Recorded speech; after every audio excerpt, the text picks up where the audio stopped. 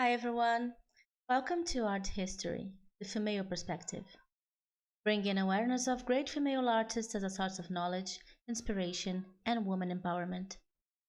Brought to you by Inadao, a home for female artists on the Web3, and me, Klara Kopi.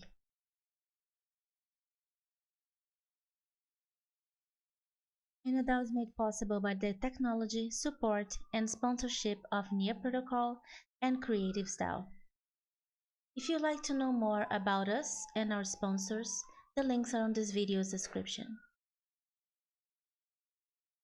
Awesome. Today we'll explore the world of Kiki Smith, a brilliant artist whose work has left a mark on contemporary art and feminist expression.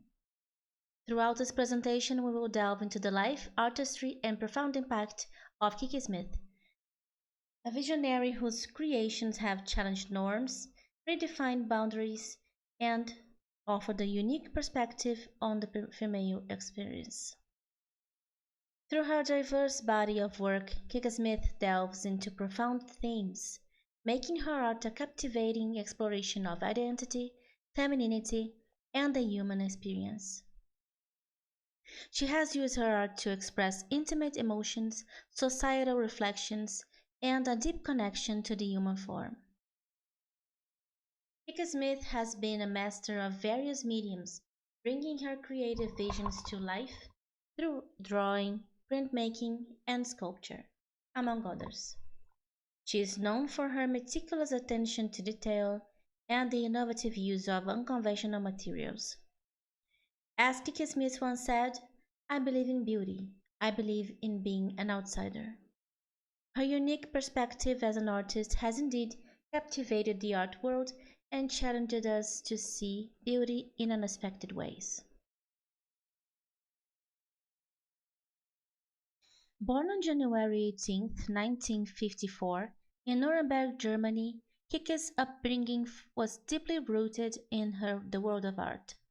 Her father, Tony Smith, was a prominent sculptor, and her mother, Jane Lawrence, was an accomplished opera singer. Growing up in this creatively charged environment, Kiki's passion for art naturally flourished. Her early exposure to the art world, conversations with her father about sculpture, and the immersive nature of her mother's performances all contributed to a unique fusion of influences. These formative experiences undoubtedly played a role in shaping her perspective and fostering her artistic inclinations from an early age. Here we have an image of the place where she was born in Germany and a picture with her and her sisters, helping their father to make the models for the sculptures. Here we have a picture also of Tony Smith and of Jane Lawrence, her mother. Formative years and art education. Brought up in South Orange, New Jersey, she enrolled at Hartford Art School in Connecticut in 1974, but dropped out 18 months later. Settling in New York in 1976, Smith earned her living over the next few years doing odd jobs. Around 1978, she joined Collaborative Projects Inc. (Collab), an artists' collective devoted to making art accessible through exhibitions outside commercial gallery settings. It was during this period that she made her first artwork monotypes of everyday objects. Virtually self-taught, Smith describes herself as a thing maker. During her art education, Kiki Smith began exploring sculpture as a medium inspired by her father's work. She experimented with different materials and techniques to express her artistic vision. Seeking further artistic growth, Kiki Smith continued her studies at the prestigious Royal College of Art in London.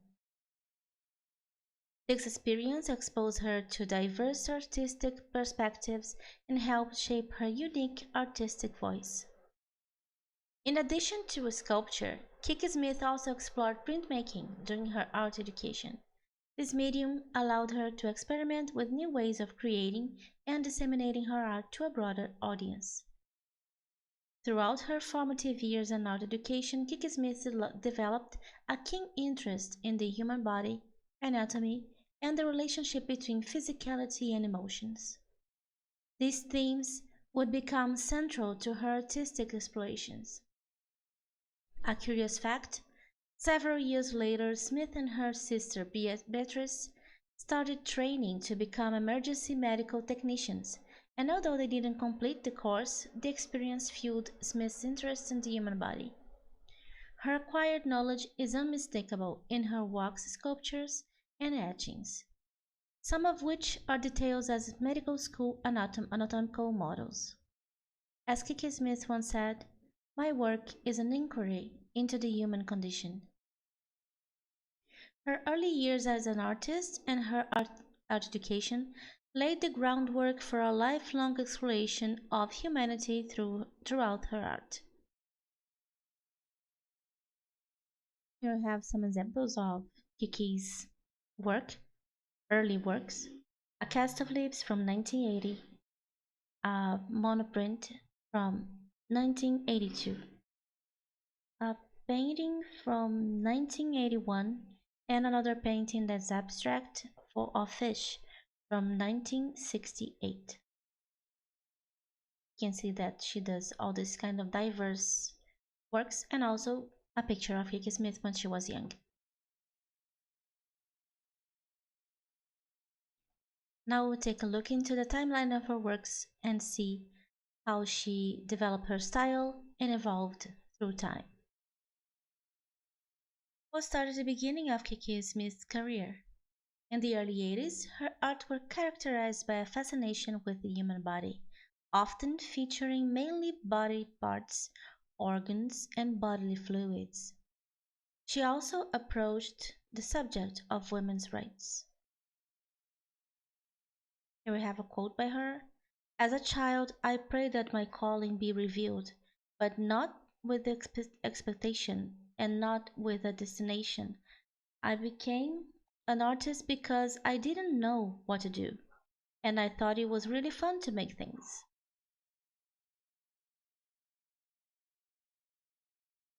This series was created in collaboration with David Wojnarowicz for his first non-stenciled prints in collaboration with Kiki Smith. The two were inspired by a trove of found psychiatric tests they found in an abandoned pier that had been administered by the psychiatric clinic of the Court of General Sessions. They selected a group that included a section where offenders were asked to draw pictures of men and women, and planned to produce a series of fine prints they would then plaster in the streets. They received a grant for the materials and the production of 10 silk-screened images from the found tests, with color lithographic images of Rorschach tests overlaid on top. On the first one we have Untitled, Psychiatric Clinic from 1980. They are all from 1983. Screen print and lithograph in collaboration with David. The second one is Psychiatric Clinic, Court of General Sessions. And on the third one we have Psychiatric Clinic, Department of Hospitals. This kind of test is done to evaluate the psyche of the patient by the doctor.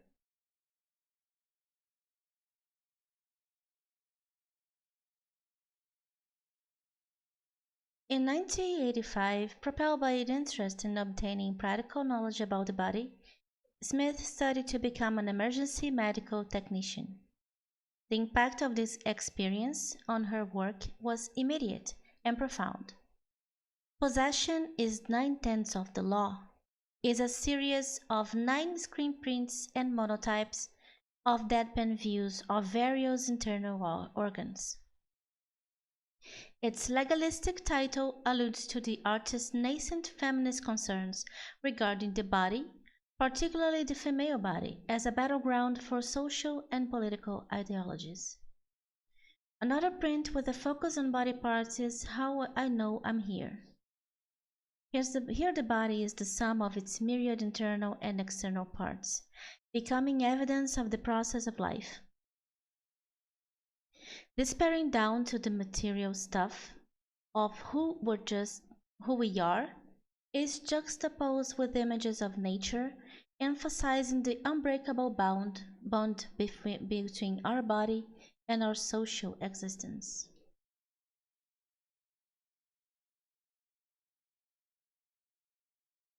In the late 1980s, Smith also began making screen prints on delicate papers, printing the same image on dozens of sheets, and then assembling the sheets into various formats.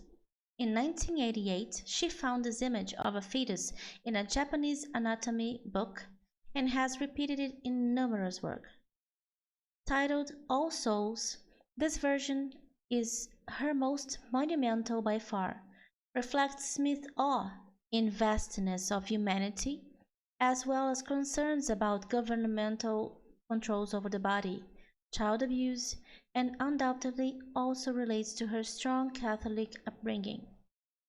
The title refers to All Souls' Day on the Christian calendar, the day of prayer reserved to for souls in limbo.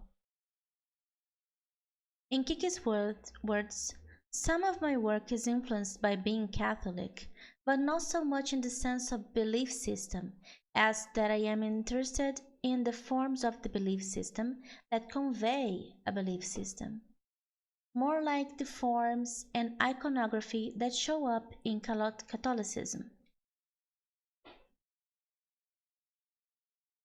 This is All Souls is an enormous panel, and you can see that it has its fetuses in several sizes glued together on Nepalese paper. It's a screen print, and she glued them together to form like a huge canvas.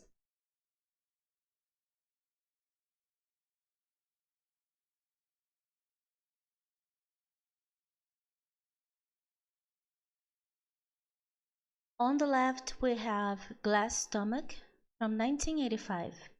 It's a life-size glass sculpture of a human stomach. The stomach is suspended from the ceiling by a thin wire. The sculpture is a powerful and visceral image that explores the fragility and vulnerability of the human body. The glass material makes the stomach appear fragile and delicate, and the illumination from within gives us a sense of life and movement. On the right we have Brass Jar from 1989, also made from glass. Smith traffics in the psychology charged potential of the uncanny. The beaker-like jar recalls both scientific and medical inquiry, sterility, and experimentation. However, the presence of the contour of a breast in the bottom of the blown glass jar introduces an association with female sexuality and challenges the hard and clinical nature of the device. The breast juts into the negative space of the volume from which water is poured when the sculpture is displayed. Smith often draws attention to the liquids associated with bodily functions. In the case of the breast jar, she inverts the relationship of interior and exterior, submerging in liquid an empty breast, itself usually the generator and dispenser of liquid.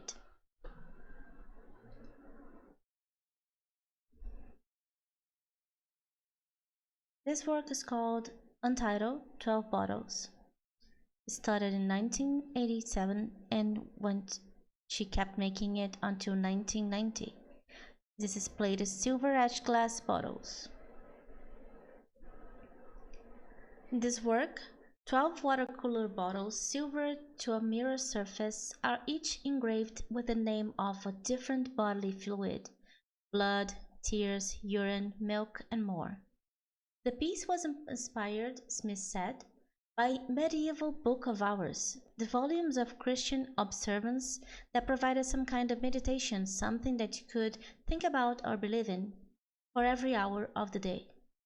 Choosing fluids everyone knows about that come out of a body, Smith found physical substitutes for the intangibles of religious belief. She also created a provocative friction between the scale and uniform shape of the bottles and the intimate and internal processes evoked by the words they bear. This focus is partly aesthetic, reflecting a need to break from immediate precedents, but the period also saw intense public debate on issues of sexuality and health and their conversions in the AIDS crisis. During this crisis, every liquid that came from a body was not very well seen because they could contain disease.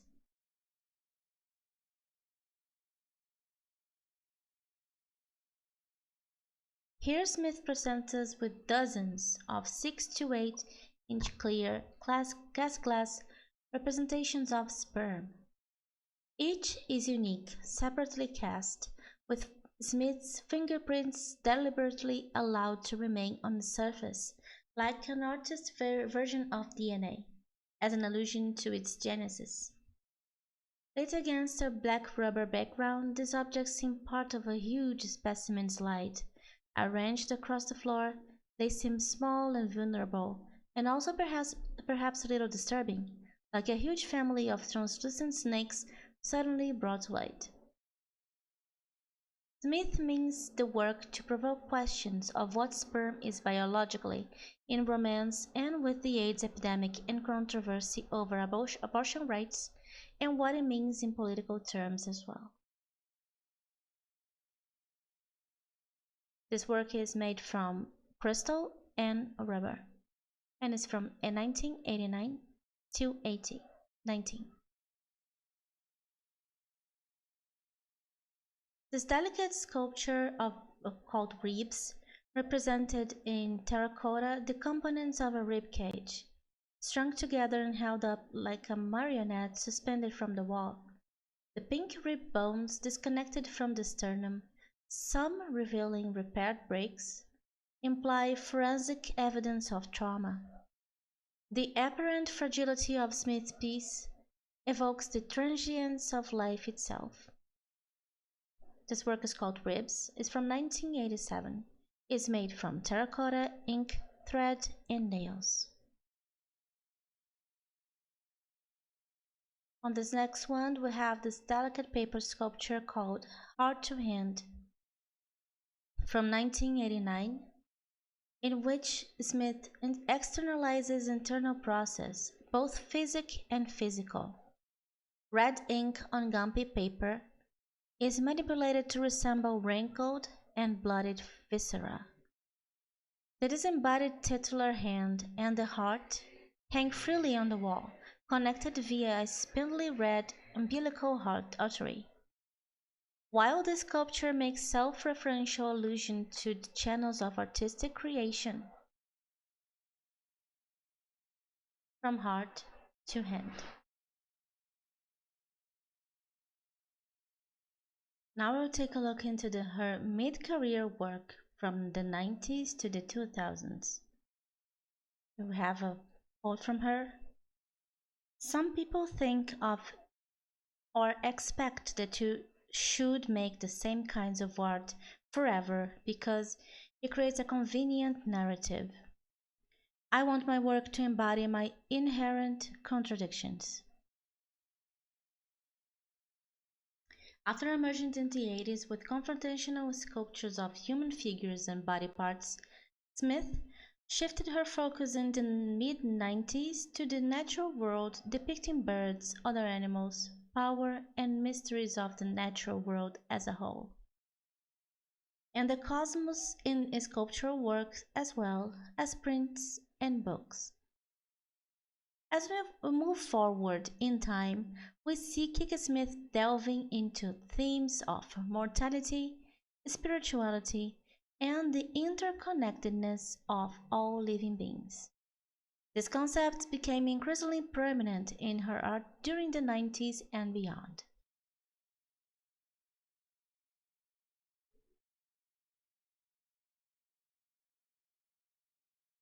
Here we have Lucy's Daughters from 1990, a screen print on sawn fabric. The title refers to the popular name of an ancient hominid specimen.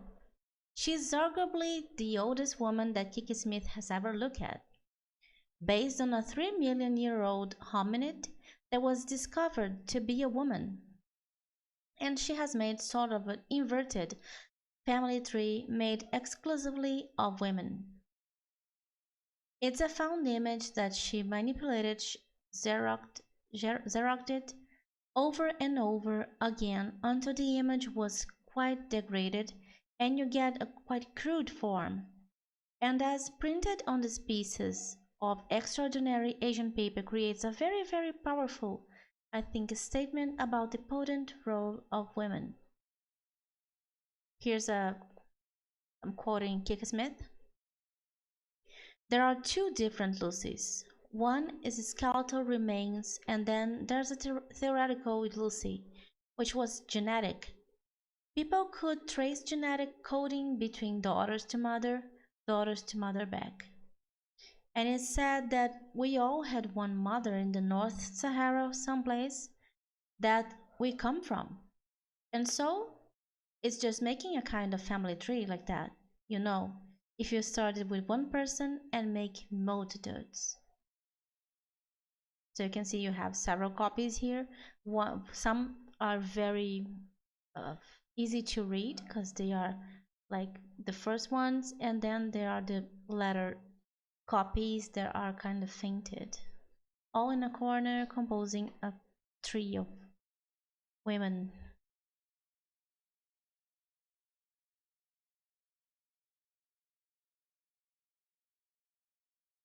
This work is called Jersey Crows.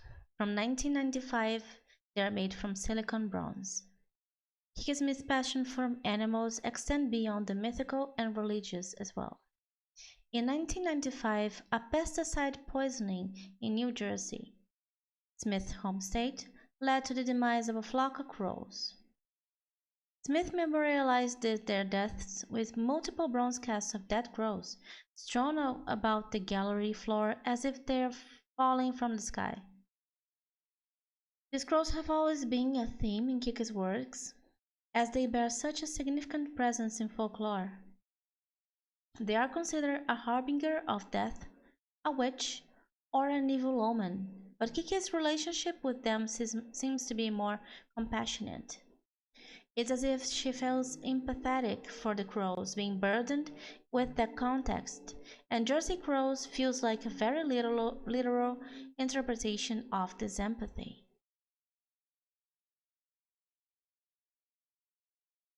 This work is called Blue Lake, My Blue Lake. From 1995 is a photogravure and a lithograph on top of it. My Blue Lake is a hand-colored photogravure and lithograph from 1995 depicting a human face and torso as a map with topographical features. In My Blue Lake, Kiki Smith combined the world and her body by using a camera designed for capturing geological features. Smith photographs herself as if she were the terrain. She used the printmaking technique of dry point along with the red and blue coloring to make her hair and body hint at topographical markings. The 360 geological camera used with permission from the Royal Academy provides a full peripheral view of the subject so that her whole body is viewable in a two-dimensional image. The camera distorts her skin, but less so her face, the same way a map distorts elements in the periphery, but less so in the center. The viewer is forced to ponder their role and relationship in the natural world. With the colors that she used, you can see that she almost used it like the blue is the lake and her hair, red hair, is like the land.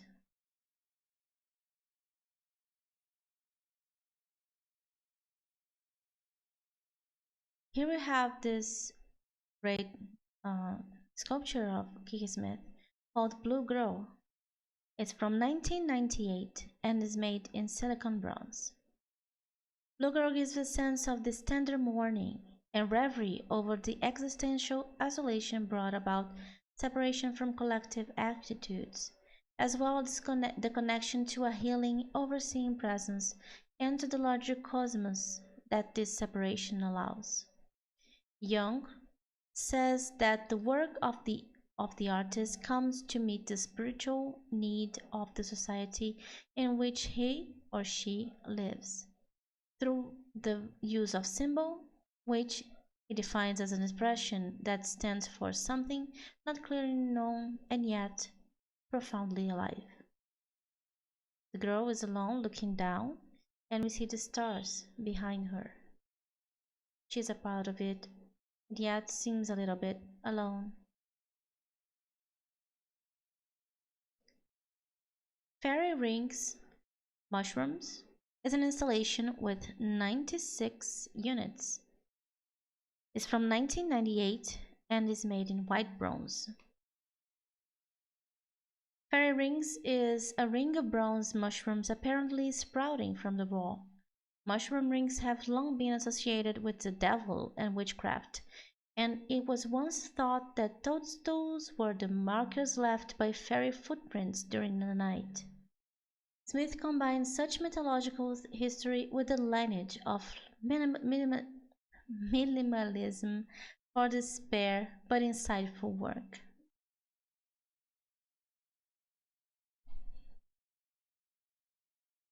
This work is called Rapture, is from 2001, and is made of bronze. In Rapture, Smith revisits the subject of human and animal relationships. When discussing her sculpture, Smith stated, "It's a resurrection, birth story. Little Red Riding Hood is a kind of resurrection birth myth. And then I thought it was like Venus on the half shell or like the Virgin in the moon. It's the same form, a large horizontal form and a vertical coming out of it. It also connotes a sense of strength and mystical union. The woman figure emerges nude from the inside a powerful animal. The woman must embrace her true strength to find empowerment and achieve spiritual renewal. Thus she rises from the wolf reborn. So rapture is presented as an earthly and physical resurrection, but it represents a psychic and spiritual one as well."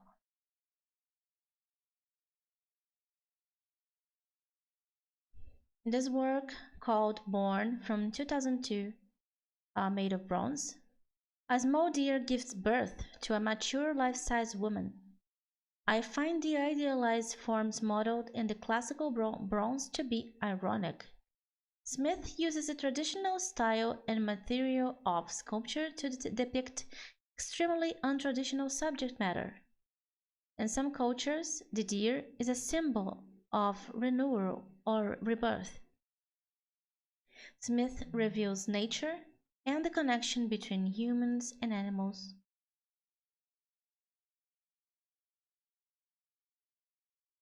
This work is called Moon with Stars, number 1, from 2004, also made in bronze. The moon on Kiki's words. The moon is something you can turn to. The sun is more ferocious. You cannot look him in the eye, while to the moon you can address your prayers, your desires, your sadness, and you can pour everything into it. I have always thought that I would like to be like the moon. I would like to be her testimony on earth. Which is a strange thing to think for a person in the contemporary world, but I feel that way in a certain sense. Now we'll take a look into her recent works from 2010 to today. Here another quote from her. We as beings are very contradictory, complicated creatures that work out best in our best interest and against our best interest in a certain way. I want to work to have all that messiness.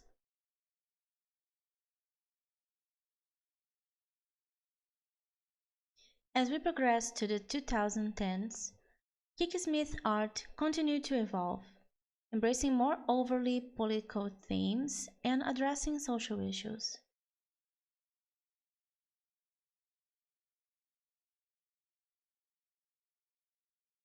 As Kiki Smith once said, my best work is about unconscious things happening to my conscious mind. Her art has always been a conduit for introspection and understanding, giving voice to both individual and collective experiences. This work is called Shooting Star from 2011. It is a large-scale sculpture by Kiki Smith made of aluminum. This is almost twice the size of a regular person. It has about 2 meters, almost 3 meters actually. The sculpture is suspended from the ceiling by a thin wire and undulates gently in the air.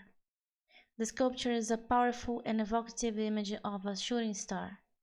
The aluminum material gives the sculpture a sense of lightness and fragility, and the undulating movement suggests the speed and grace of a star as it streaks across the sky.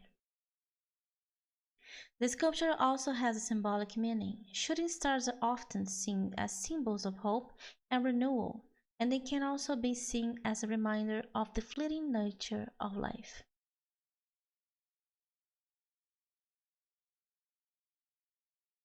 And also, Kiki Smith's fascination with the sky, the stars, and the universe is tattooed all over her body with small blue stars. The stars are, in her words, an imitation of the Egyptian goddess of the sky, Nut, whose body stretched across the earth and was covered in stars.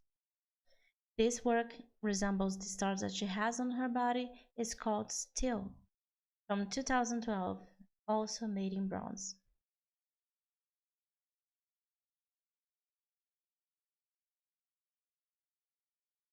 These 3-meter high compositions combine personal mythology with imagery inspired by rural New York State.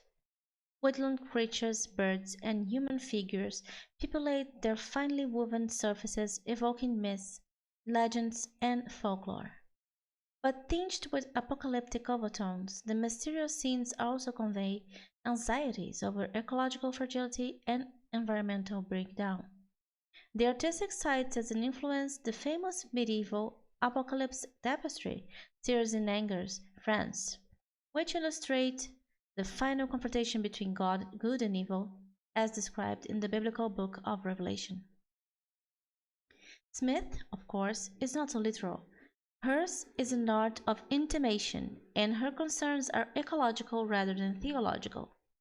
Nevertheless, the naked woman being slowly enveloped by a snake in earth on the right is clearly an allusion to Eve's temptation in the Garden of Eden and the moment that paradise on earth was lost.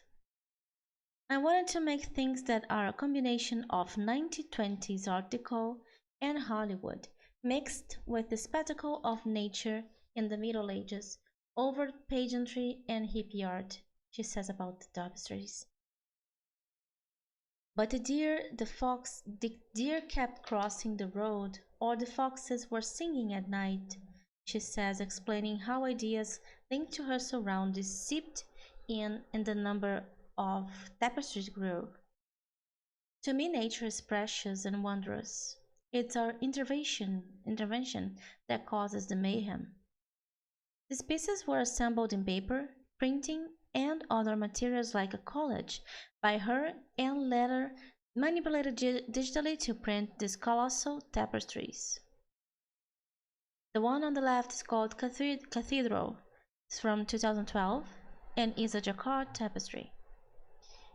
On the right, there's Earth, also from 2012, also jacquard tapestry. And you can see the elements that she keeps coming back to on Cathedral, because I already talked about Earth. On Cathedral, you can see the wolf that she always mentions, and the crow right back. There's also this great cathedral with the sky, and all these different layers of information she pasted on the paper to create uh, layers of textures and images and printing and all that she usually do in other stuff. Some have even glitter to inform what you wanted to, like this. Here we have another large scale sculpture made of aluminum. The sculpture is suspended from the ceiling by a thin wire, and it undulates gently in the air, very much like the other one that is very big from aluminum. And at the same time that it's big and it could appear heavy, it seems light and traveling through space. Spiral Nebula is a work with the celestial theme, a recurrent one on Kiki's works. The aluminum material gives the sculpture a sense of lightness and makes it shimmer, giving it life. The nebulas can be a symbol of rebirth, as some nebulae, more than one nebula, come from the gas and dust thrown out by the explosion of a dying star, such as a supernova, and later becomes a nursery for new stars.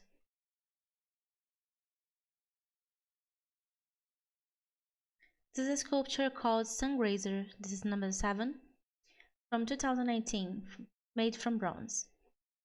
The Sungrazer sculptures crystallize fleeting stars in motion through dense bronze. These wall-mounted works are almost corporeal in their form and remind us that we are all made of the same substance. In the end, we are all just matter. Sun-grazing comets are a special class of comets that come very close to the Sun at their nearest approach, a point called perihelion. They almost graze the Sun.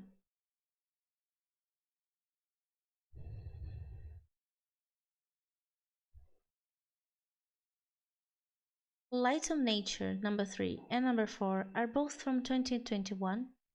They are cyanotype and acrylic on Lausanne, Prague paper.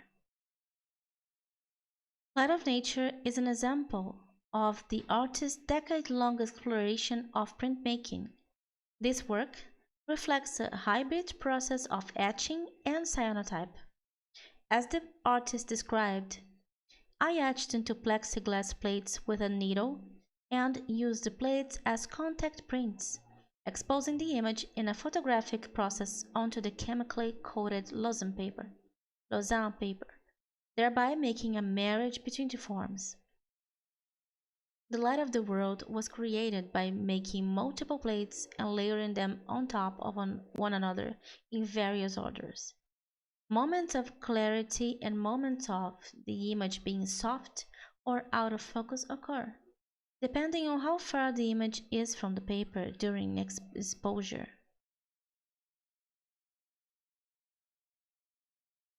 And this is the most recent piece in exhibition by Kiki Smith. It is a bronze sculpture called Dark Water, that's almost 2 meters high.